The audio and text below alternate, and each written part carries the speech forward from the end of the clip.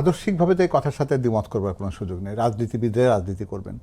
এর ভেতর থেকে তিনি যে কথাটি বলার চেষ্টা করেছেন তার কারণ আপনি নিজেও জানেন যে রাজনীতির ক্ষেত্রে ওনার যা অবদান বা তার যা কষ্টের যে যাত্রাপথটি রয়েছে সেখানে তিনি ছাত্রনেতা হিসাবে শুরু করেছেন, নির্বাচিত ছাত্র সংসদের উনি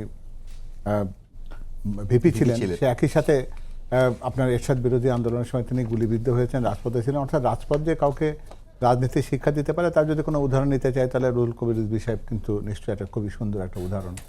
তিনি যখন বলেন তখন তার ভেতর থেকে যে অন্তর্নিহিত একটা প্রত্যাশা থাকে যে রাজনীতিটা প্রকৃতপক্ষে রাজনীতি, মানে অর্থাৎ উনি রাজনীতিবিদ বলতে প্রকৃত রাজনীতিবিদ বুঝিয়েছেন।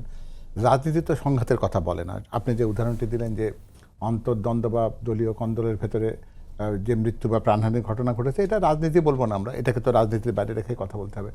আমরা একটা পরিবর্তনের আবহ পেয়েছি, অর্থাৎ তিনিও নিজে এটা নিশ্চয়ই বোঝাবার চেষ্টা করেছেন যে সৎ মানুষদের রাজনীতিতে আসা উচিত, শিক্ষিত মানুষদের রাজনীতিতে আসা উচিত, এবং তার মধ্যে দিয়ে আমাদের দেশে একটা সত্যিকার অর্থে রাজনীতির একটা সংস্কৃতি যেন গড়ে ওঠে।